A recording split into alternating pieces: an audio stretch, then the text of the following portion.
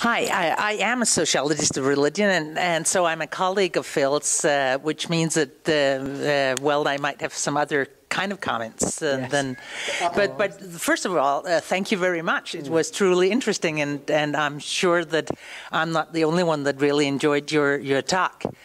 Well, this is just one comment, two short comments. One is about the Jews. Yeah. One of your sentences were that. That you said, so it could happen. So it could happen that there is a religion out there that, you know, it might happen. Why not the Hindus as well, as you will?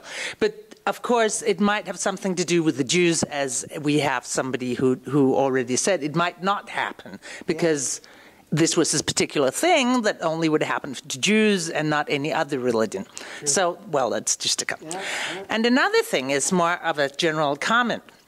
That is this discussion about the mental health and atheism, or mental health or sickness and illness and diseases and religion. This is a huge and new, very new discussion, and we also have it in Denmark. Some of the studies in the United States actually differ somewhat from the ones in Europe, as in many other cases with religion. The United States is so much different from the whole of Europe. So also the correlations between diseases and religion are very much different. Some of the studies have said, if you go to church and you have a heart attack, then you would get easier and quicker well, and you would recover completely as long as you are a churchgoer. This is very typical of studies.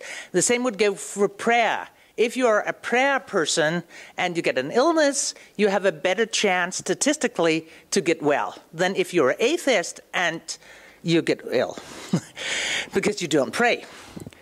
Or, well, the correlation is there, not because of. So I'll just tell you very shortly that we have studies in Denmark that confirm the United States studies, and we have studies in Denmark that do not, and these people are discussing it. But then I'll just tell you one thing about a PhD student of mine who is doing a study on young people below 35 having cancer. Half of them will die, and half of them will not at the hospital. So what we know is that when people change religion, they do that when they're young. If you're retired, well, you'll not change your religion. It's too late. You will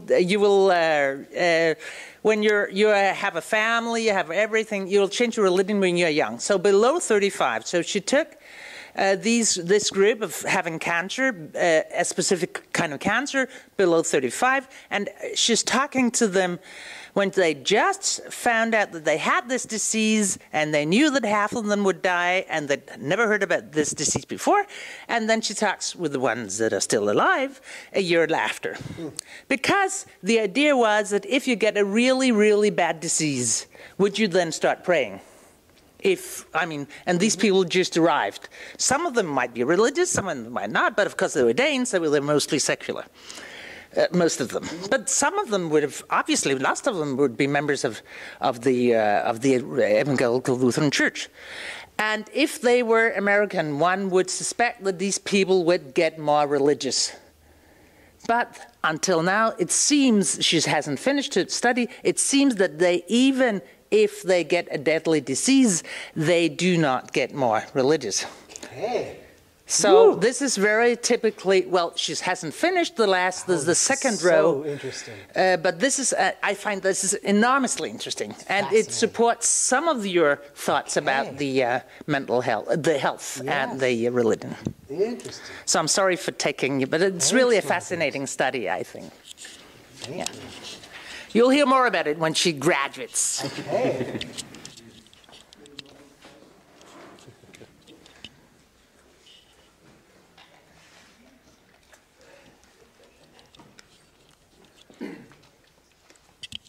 Hello, I'm also a second-generation atheist. Okay. And I'm actually not from the big city. I'm actually from a place where I'm the only one who's not confirmed. Okay. And I'm, funny enough, also the only one who read the Bible. Okay. So you are typical. Yes. Of an atypical being. Yeah. Where are you from? I'm from Fyn, the big island in the middle. Yeah. And it's also one of the biggest places for Intermission, which is a religious sect, Yeah. sort of, and where. Why did you non-formate, or why did you choose not to? Well, because I'm not Christian, I'm second generation, as you know, so. You weren't raised with it. No, I was. I came there and they said, okay, everyone needs to be confirmed. And I said, why?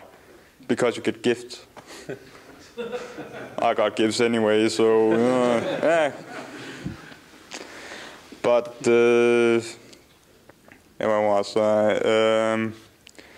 I've seen a lot about America that there's actually been a lot of extremism on the part of the Christian, especially who's actually said that they preferred Islamist fundamentalists over atheists because they could relate to them, because at least they had a God, they had a moral set of codes.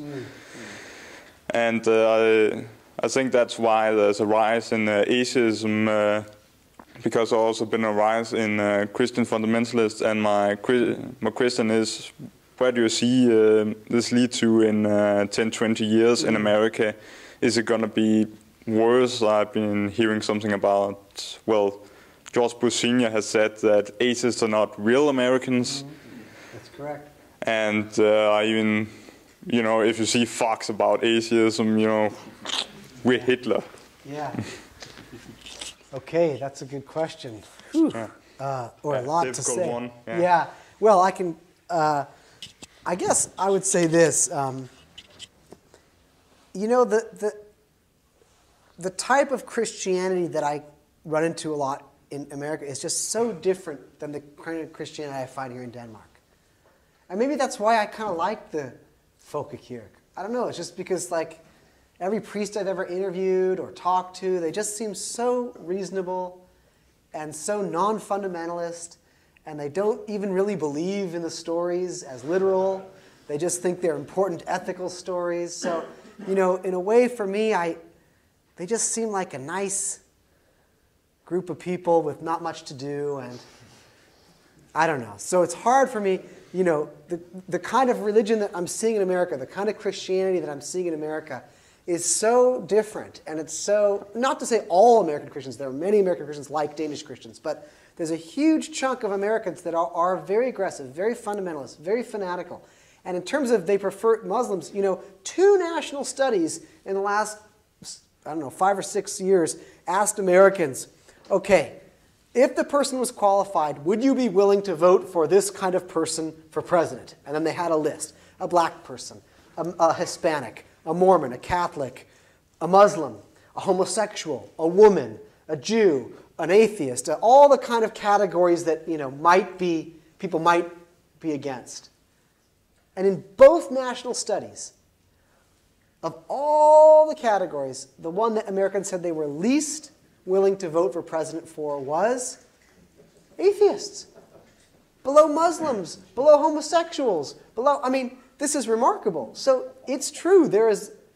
I think there's a big chunk of Americans who would prefer someone, who's a believer, and even in Islam, than not a believer at all, because it's so many Americans, about 30, 40% of Americans really do think that atheists are, baby eaters. That have no morals at all. And what do I think of the future? I actually think we are seeing a small growth of irreligion in America in the last 10 years. And that's attributable, I think, to 9/11, the Catholic child rape scandal, which is huge in America. I think maybe you read about it in Denmark, but it doesn't really affect Denmark to the degree because you're a Lutheran country. This is huge, the priest rape scandal. George W. Bush turned a lot of people off of Christianity. He really did, actually. That middle ground of moderate Protestant mainline Christians who aren't right-wing, they became very embarrassed about this Christian president and started to not want to affiliate. I think the internet, say it again? Yeah.